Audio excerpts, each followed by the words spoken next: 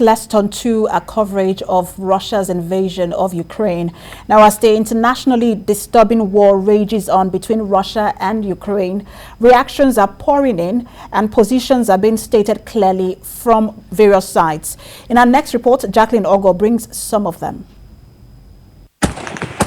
Almost 2 weeks of war and bloodshed has not brought reasonable solutions that will channel an end to the Russia-Ukraine war.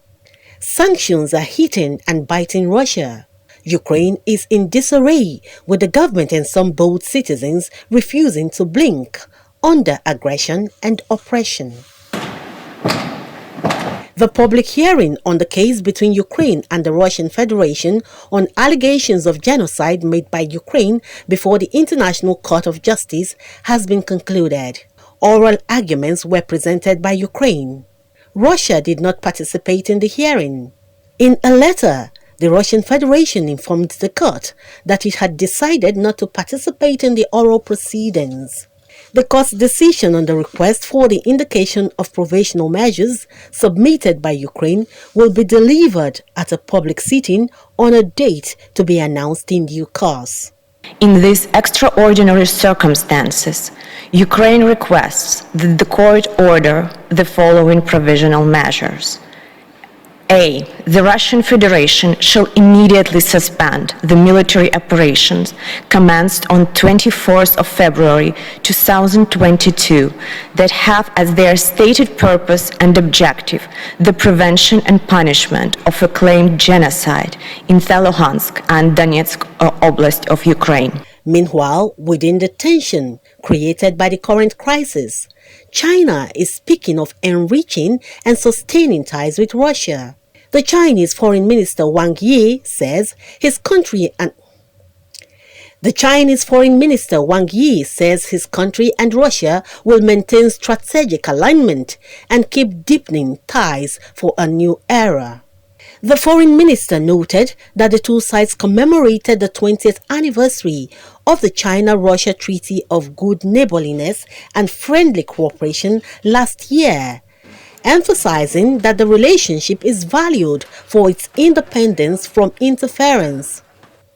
He also said it is based on non-alliance, non-confrontation, non-targeting of any third party, or discord sown by third parties.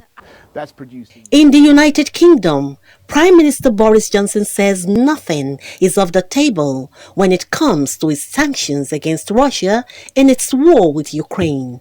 The Premier is also defending the UK's support for Ukraine refugees. He says the UK will not introduce a system whereby Ukrainian refugees can come to the United Kingdom without any checks or any control at all. What's happening now is that Putin is doubling down on his aggression and he is deciding to attack in a pretty indiscriminate way. That's producing huge waves of people.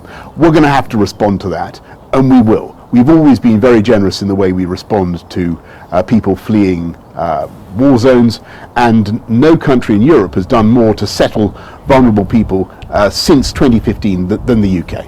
As the war between Russia and Ukraine creates a deepening humanitarian crisis, Ukrainians are still fleeing for safety, especially from Kiev, the troubled capital city, and Irpin, right next to the capital in northern Ukraine. The Ukrainian President Volodymyr Zelensky says he is not afraid and he is not hiding. But the United Nations High Commissioner for Refugees, Filippo Grandi, is worried about the civilians who are being brutally thrown into difficulties by the ugly war. Unfortunately, I think Ukraine is already in a humanitarian crisis of major proportions. We have a team there together with other organizations, of course, Red Cross, United Nations, so we can observe from the ground the very difficult situation of the people because of the bombing, because of military action. There are hundreds of thousands moving in the country, displaced in the country, and as we know, unfortunately, many are now crossing the borders into neighboring countries. It is now 12 days of war. Sorrow, tears and blood have been the characteristics of the situation causing the world pain. The big question is, will wisdom be allowed to prevail to restrain the urge for violence? Only time has the answer. Jacqueline Ogo, TVC News.